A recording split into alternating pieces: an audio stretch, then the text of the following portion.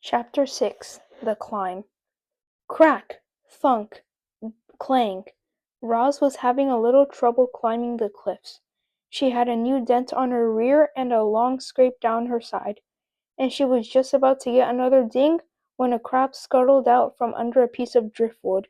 The crab looked up and immediately showed off its giant claws. Everyone was, everyone was afraid of his claws, but not the robot. She just looked down and introduced herself. "Hello, Crab. My name is Roz." After a brief stand-off, the crab cautiously backed away, and that's when Roz noticed how easily he moved over the rocks. With his wide stance and his grippy feet, the crab could crawl up and down any rock face. So Roz decided to try out his climbing technique. She spread her arms wide and clamped each of her hands onto the cliffside. She jammed one foot into a crack and lifted her other foot on a narrow ledge. And just like that, she was climbing.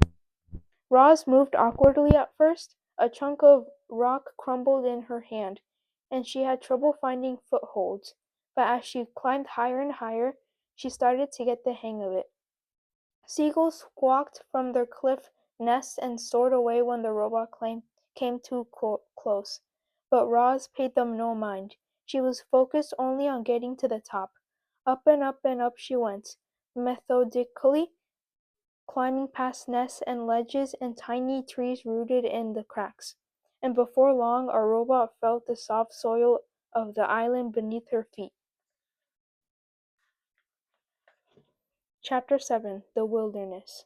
Animal sounds filled the forest, chirps and wing beats and rustlings in the underbrush.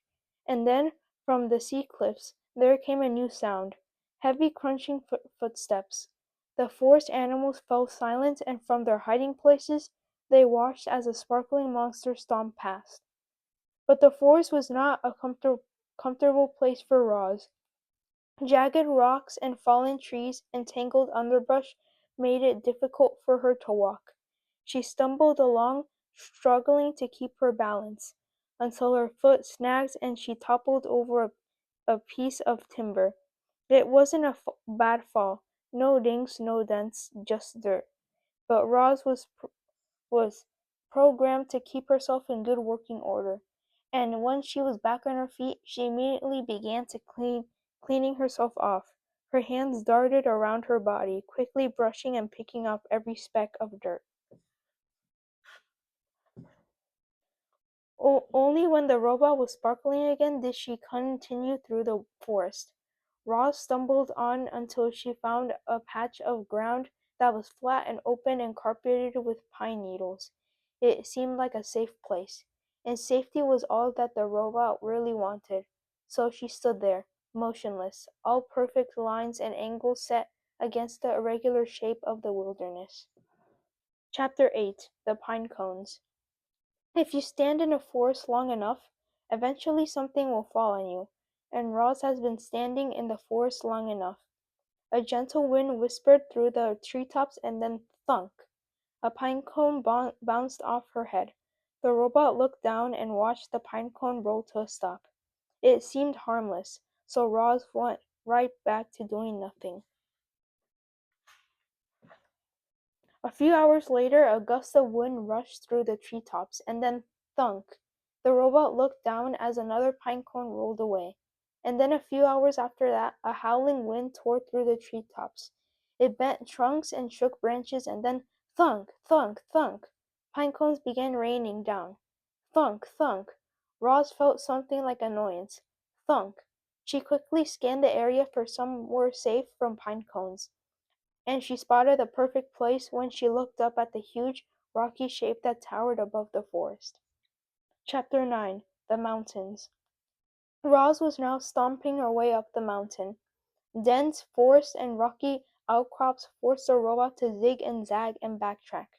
But after an hour of steady hiking, she arrived at the craggy mountain peak. Grasses and flowers and shrubs sprouted from every pocket of soil, but there were no trees at the top. Roz was safe from those annoying pine cones. She dusted herself off and then carefully climbed up a leaning slab of stone to the very highest point of the entire mountain. The robot slowly turned her head completely around. She saw the ocean stretching to the horizon in every direction. And in that moment, Roz learned what you and I have known since the beginning of this story. In that moment, Roz finally realized she was on an island. Roz looked down and surveyed the island.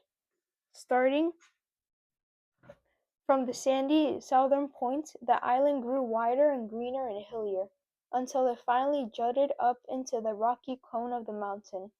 In some places, the mountain fell away, leaving sheer cliffs. A waterfall rushed off one cliff and fed a river that wound its way around the great meadow in the center of the island. The river flowed past wildflowers and ponds and boulders and then disappeared into the forest. Blurry shapes suddenly cut through the robot's vision. She refocused her eyes and saw vultures circling above the foothills. Then she noticed lizards warming themselves on a distant rock. A badger peeked out from a berry bush. A moose waded through a stream. A flock of sparrows turned in perfect unison above the trees. The island was teeming with life, and now it had a new kind of life. A strange life. Kind of life. Artificial life. Chapter 10 The Reminder. I should remind you, reader, that Roz had no idea how she had come to be on that island.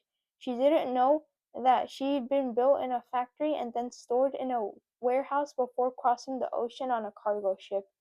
She didn't know that a hurricane had sunk the ship and left her crate floating on the waves for days until it finally washed ashore. She didn't know that she'd been accidentally activated by those curious sea otters. As the robot looked out at the island, it never even occurred to her that she might not belong there. As far as Roz knew, she was home.